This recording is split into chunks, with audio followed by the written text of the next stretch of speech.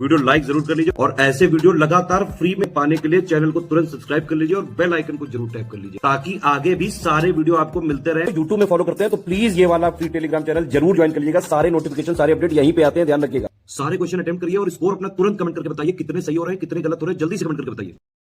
नमस्कार साथियों, स्वागत है आपका ऑनलाइन एग्जाम प्रिपरेशन पर which is the part of study for civil services. दोस्तों, ऑनलाइन एग्जाम प्रिपरेशन पर लगातार यूपी ट्रिपल एससी पीटी के लिए रिवीजन सीरीज चल रही है और रिवीजन के इसी क्रम में भारतीय राष्ट्रीय आंदोलन विषय के अंतर्गत विधायी संशोधन अधिनियम देख रहे थे और इसी क्रम में 1858 का और 1861 का अधिनियम देखा और आज उसके आगे देखेंगे भारत परिषद अधिनियम 1892 1892 का भारत परिषद अधिनियम देखेंगे। इससे संबंधित महत्वपूर्ण तथ्य, यह ब्रिटिश संसद का एक अधिनियम था जिसने ब्रिटिश भारत के विधान परिषदों की संरचना और कार्य में विभिन्न संशोधन पेश किए। सबसे विशेष रूप से अधिनियम ने केंद्रीय और प्रांतीय परिषदों में सदस्यों की संख्या का विस्तार किया। अपनाए गए नियमों के तहत गवर्नर जनरल की परिषद ने 9 पदीन सदस्य, जिसमें गवर्नर जनरल था, कार्यकारी परिषद के 6 सदस्य थे, कमांडर इन चीफ था और उस प्रांत के प्रमुख शामिल थे जिसमें परिषद की बैठक हुई थी। तो इस तरीके के 9 पदीन सदस्य थे उस परिषद में और 6 आधिकारिक अतिरिक्त सदस्य जो कि बंगाल, बॉम्बे, मद्रास और उत्तर पश्चिम प्रांत की विधान परिषदों के 10 गैर सरकारी सदस्य थे। तो इस प्रकार से 9 सदस्य हो गए प्लस 6 सदस्य हो गए और प्लस 10 सदस्य हो गए, यहाँ तक हुए। और जब पंजाब और वर्मा में विधान परिषदों की स्थापना हुई तो इनमें भी एक एक सदस्य वापस कर दिया गया। पदीन सदस्यों के संयोजन में आधिकारिक सदस्यों ने बहुमत का गठन किया और 1892 में केंद्रीय विधान परिषद में 24 सदस्य थे, केवल 5 भारतीय थे। इसमें से सभी प्रांतों में बॉम्बे में कुछ अपवादों के साथ एक आधिकारिक बहुमत, जबकि कानून द्वारा आवश्यक नहीं था, बनाए रखा। जबकि केंद्रीय विधान परिषद का विस्तार 10 और 16 अतिरिक्त सदस्यों को शामिल करने के लिए किया गया था। प्रांतों में विशिष्टताएं भिन्न थी। बॉम्बे में 8 अतिरिक्त सदस्य थे, मद्रास में 20, बंगाल में 20 और उत्तर पश्चिम प्रांत में और अवध में 15। इस अधिनियम के तहत केंद्रीय और प्रांतीय विधान परिषदों में अतिरिक्त या फिर गैर सरकारी सदस्यों की संख्या बढ़ा दी गई और लेकिन उनमें आधिकारिक बहुमत बनाए रखा। इसने विधान परिषदों की कार्यों में वृद्धि की और उन्हें बजट या फिर जनहित के मामलों पर चर्चा करने की शक्ति दी, लेकिन इसके लिए 6 दिनों का नोटिस देना पड़ा। यह प्रांतीय विधान परिषदों और बंगाल के चैम्बर ऑफ कॉमर्स की सिफारिश पर वायसराय द्वारा केंद्रीय विधान परिषद की कुछ गैर आधिकारिक सदस्यों के नामांकन के लिए प्रदान करता है और दूसरा राज्यपालों द्वारा प्रांतीय विधान परिषदों के नामांकन के लिए प्रदान करता है और जिला बोर्डों, नगर पालिकाओं, विश्वविद्यालयों और व्यापार संघों, जमींदारों और कक्षों की सिफारिश पर गवर्नर जनरल की अनुमति विधान परिषदों को नए कानून बनाने और पुराने कानून को निरस्त करने का अधिकार दिया गया था। तो इस तरीके से यहाँ पर कुछ सदस्यों की संख्या बढ़ाई गई, विधान परिषदों की संरचना में कुछ परिवर्तन हुए। तो यही सारा अभी देखा, इससे संबंधित तथ्य देखे। इसके अलावा प्रतिनिधित्व का सिद्धांत इस अधिनियम के माध्यम से शुरू किया गया। हालांकि अधिनियम में चुनाव शब्द का प्रयोग नहीं किया गया था, लेकिन प्रतिनिधित्व की बात यहाँ से सामने आ चुकी थी। निर्वाचन पद्धति का आरंभ किया जाना इस अधिनियम की महत्वपूर्ण विशेषता थी। तो निर्वाचन जो किया जाता है वो यहीं से प्रारंभ किया गया था। इसके बाद भारत परिषद अधिनियम है 1909 वाला और इसको मार्ले मिंटो सुधार के नाम से जाना जाता है।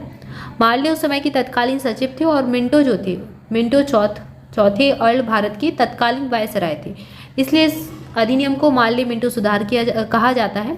मार्ले कौन हो गए? सचिव, राज्य सचिव, और मिंटो कौन हो गए? वहाँ के वायसराय। जॉन मार्ले लिबरल सरकार के सदस्य थे। सुधारों की आवश्यकता पर बल देने के लिए गोपाल कृष्ण गोखले ने इंग्लैंड में मार्ले से मुलाकात की।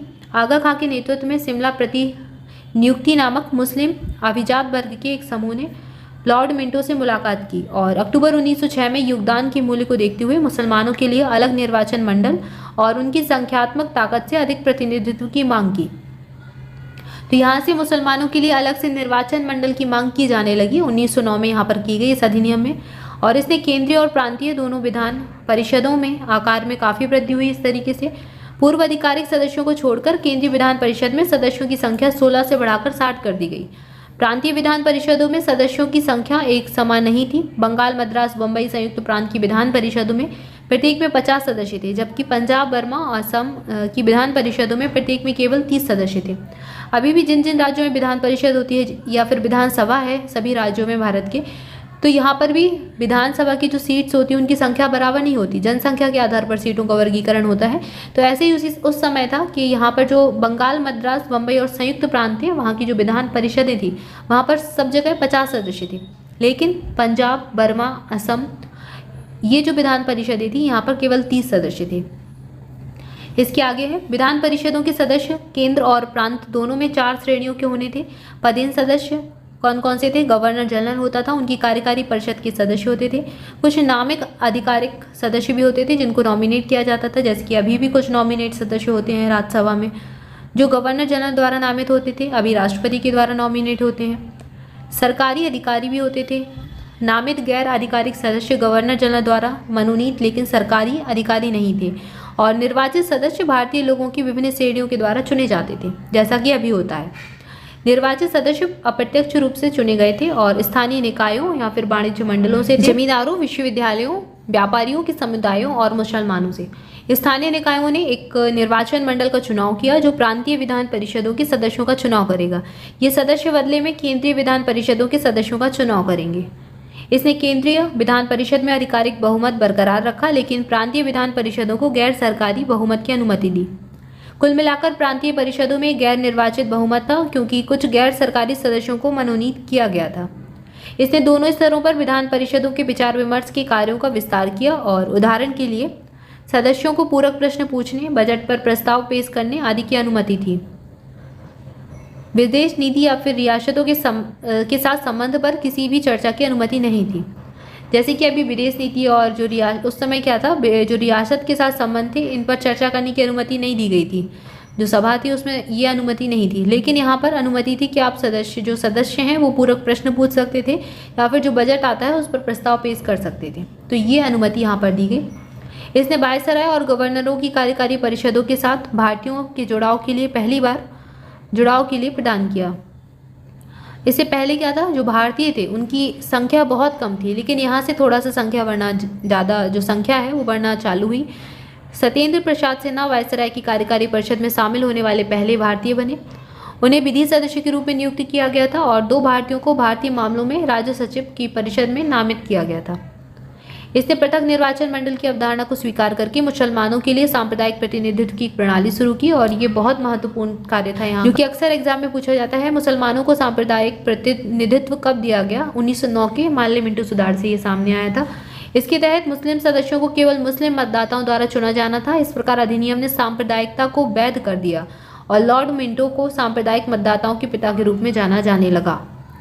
इसने प्रेसिडेंसी निगमों, वाणिज्य मंडलों, विश्वविद्यालयों और जमींदारों के अलग प्रतिनिधित्व का भी प्रावधान किया। इसके बाद अगला अधिनियम देखेंगे 1919 का भारत सरकार अधिनियम, या फिर इसको कहते हैं मॉन्टेग्यू चैम्सफोर्ड सुधार, मॉन्टफोर्ड सुधार के रूप में भी इसको जाना जाता है। 20 अगस्त 2017 को ब्रिटिश सरकार ने पहली बार घोषणा की कि इसका उद्देश्य भारत में जिम्मेदार सरकार का क्रमिक परिचय था। एडविन सैमुअल मॉन्टेग्यू ने ब्रिटिश संसद में हाउस ऑफ कॉमन्स में एक ऐतिहासिक घोषणा की जिसे मॉन्टेग्यू घोषणा कहा जाता है। 1919 का भारत सरकार अधिनियम इस प्रकार अधिनियमित किया गया था जो 1921 में लागू हुआ। इस अधिनियम को मॉन्टेग्यू चैम्सफोर्ड सुधार के रूप में भी जाना जाता है। मॉन्टेग्यू भारत के राज्य सचिव थे और लॉर्ड चैम्सफोर्ड भारत के वायसराय थे। इस अधिनियम का एकमात्र उद्देश्य भारतीयों को सरकार में उनका प्रतिनिधित्व सुनिश्चित करना था। इसने सिखों, भारतीय ईसाइयों, एंग्लो इंडियन और यूरोपीय लोगों के लिए अलग निर्वाचन मंडल प्रदान करके सांप्रदायिक प्रतिनिधित्व के सिद्धांत का विस्तार किया। इस अधिनियम ने संपत्ति कर या फिर शिक्षा के आधार पर सीमित संख्या में लोगों को मताधिकार भी प्रदान किया। इसके आगे इस कानून ने लंदन में भारत के उच्चायुक्त के कार्यालय का सृजन किया और अब तक भारत सचिव द्वारा किए जा रहे कुछ कार्यों को उच्चायुक्त को स्थानांतरित कर दिया। इस अधिनियम के द्वारा एक लोक सेवा आयोग का गठन किया गया जो कि यहाँ का बहुत महत्वपूर्ण कार्य था। 1926 में सिविल सेवकों की भर्ती के लिए केंद्रीय लोक सेवा आयोग का गठन किया गया। इस अधिनियम ने पहली बार केंद्रीय बजट को राज्यों के बजट से अलग कर दिया और राज्य विधानसभाओं को अपना बजट स्वयं बनाने के लिए अधिकृत किया। अब यहाँ से क्या था, राज्य अपना बजट खुद बना सकते थे, जो कि व्यवस्था आज भी है। आज के समय भी राज्यों का अपना अलग बजट आता है, केंद्र का बजट अलग आता है, तो इस तरीके की व्यवस्था उस समय भी की गई थी। इस अधिनियम के अनुसार वायसराय की कार्यकारी परिषद के 6 सदस्यों में कमांडर इन चीफ को छोड़कर 3 सदस्यों का भारतीय होना आवश्यक था। ये बहुत महत्वपूर्ण बात थी। इसके बाद भारत परिषद अधिनियम 1919 के तहत प्रांतों में द्विशासन प्रणाली को लागू करते हुए प्रशासनिक विषयों को 2 भागों आरक्षित और हस्तांतरित में विभाजित किया गया। हस्तांतरित विषयों को राज्यपाल द्वारा विधान परिषद के लिए जिम्मेदार मंत्रियों की सहायता से प्रशासित किया जाना था। दूसरी ओर आरक्षित विषयों को विधान परिषद के प्रति उत्तरदायी हुए बिना राज्यपाल और उनकी कार्यकारी परिषद द्वारा प्रशासित किया जाना था। शासन की इस दोहरी योजना को द्वैत शासन के नाम से जाना जाता है और यह शब्द एक ग्रीक शब्द है DRC से लिया गया है और इसका अर्थ होता है दोहरी शासन। हालांकि यह प्रयोग काफ़ी हद तक असफल रहा। इसके बाद इसको हटाया भी गया 1935 के अधिनियम में, लेकिन यहाँ पर प्रांतों में द्वैत शासन आया। इसने केंद्रीय और प्रांतीय विषयों को सीमांकित और अलग करके प्रांतों पर केंद्रीय नियंत्रण में ढील दी। केंद्रीय और प्रांतीय विधायिकाओं को उनके संबंधित विषयों की सूची पर कानून बनाने के लिए अधिकृत किया गया। हालांकि सरकार की संरचना केंद्रीकृत और एकात्मक बनी रही और इसने संघीय ढांचे की अवधारणा को एकात्मक पूर्वाग्रह के साथ पेश किया। तो ये सारी चीज़ें यहाँ पर है। इसके आगे देख रहे हैं, इसने देश में पहली बार द्विसदनीय और प्रत्यक्ष चुनाव की शुरुआत की। इस प्रकार भारतीय विधान परिषद को एक द्विसदनीय विधायिका द्वारा प्रतिस्थापित कर दिया गया और इसमें एक उच्च सदन था जिसे राज्य परिषद कहते थे, एक निचला सदन था जिसे विधानसभा कहते हैं। जैसे कि आज विधानसभा और विधान परिषद होती है। हालांकि विधान परिषद सभी राज्यों में नहीं है, लेकिन अगर केंद्र के स्तर पर देखें तो लोकसभा होती है और राज्यसभा होती है। लोकसभा और राज्यसभा होती है और इन्हें ही एक निचला स्तर और उच्च स्तर कहा जाता है। तो उसी तरीके से उस समय था उच्च सदन जिसे राज्य परिषद नाम दिया गया था, जिसे आज राज्यसभा कहते हैं, और निचला स्तर था जिसे विधानसभा नाम दिया गया था, जिसे आज लोकसभा कहते हैं। दोनों सदनों के अधिकांश सदस्यों का चुनाव प्रत्यक्ष चुनाव के द्वारा किया जाता था। इसमें प्रावधान था कि 10 साल बाद सरकार के कामकाज का अध्ययन करने के लिए एक वैधानिक आयोग का गठन किया जाएगा। इसके परिणाम स्वरूप 1927 में साइमन कमीशन बना, लेकिन इसको जो है इसका विरोध कर दिया गया भारतीयों के द्वारा। साइमन कमीशन की प्रमुख सिफारिशें थी द्वैत शासन का उन्मूलन करना, प्रांतों में जिम्मेदार सरकार का विस्तार करना, सांप्रदायिक प्रतिनिधित्व की निरंतरता और ब्रिटिश भारत और रियासतों के एक संघ की स्थापना। अच्छा, इसका विरोध किया गया क्योंकि इसमें जितने भी सदस्य थे सभी अंग्रेजी सदस्य थे, ब्रिटिश शासन के सदस्य थे, कोई भी भारतीय सदस्य नहीं था। तो इसका विरोध किया गया और साइमन वापस जाओ का नारा लगाया गया। अब सरकार का जो है सरकार के कामकाज का अध्ययन करना था इस आयोग को। अब जब आयोग बना है और सरकार भी उन्हीं लोगों की है, अंग्रेजों की सरकार है, ब्रिटिश का शासन है और उन्हीं के लोग इसमें आएंगे आयोग में बनकर, तो फिर वो क्या जांच करेंगे? अगर जांच का जो निर्णय आया भी तो उन्हीं के पक्ष में रहेगा। इसी कारण से इसका विरोध किया गया। तो यहाँ पर हमने जाना 1919 का भारत शासन अधिनियम और 1909 का अधिनियम। इसके बाद 1935 का अधिनियम पढ़ेंगे और ये सबसे ज़्यादा महत्वपूर्ण है क्योंकि आज का जो संविधान है उसमें 250 से ज़्यादा जो अनुच्छेद हैं इसी के हैं, इसी अधिनियम से लिए गए हैं। बिल्कुल, या तो शब्दशः ले लिए हैं या फिर उनमें थोड़ा बहुत परिवर्तन करके लिया है। तो अपने आप में एक महत्वपूर्ण अधिनियम है, इसको अलग से देखेंगे। तब तक के लिए आप सभी चैनल के साथ जुड़े रहें, चैनल को सब्सक्राइब कर लें, वीडियो को लाइक कर लें, अपने दोस्तों के साथ खूब सारा शेयर करें और टेलीग्राम चैनल जरूर ज्वाइन कर लें। प्रैक्टिस के लिए प्रैक्टिस क्विज लगवाए जाते हैं, पर डे 50 प्रैक्टिस क्विज लगवाए जा रहे हैं, इसका लाभ जरूर लें। टेलीग्राम चैनल की लिंक डिस्क्रिप्शन में दी गई है। इसके अलावा ऑनलाइन एग्जाम प्रिपरेशन का टेलीग्राम चैनल भी आपको ज्वाइन करना है और यहाँ पर आपको daily latest update, notification, important GK की ट्रिक्स मिलती रहती है, तो उसको जरूर ज्वाइन कर लें, आपके लिए बेनिफिशियल रहेगा। Thank you for watching this video. मिलेंगे नेक्स्ट वीडियो में। Thank you so much.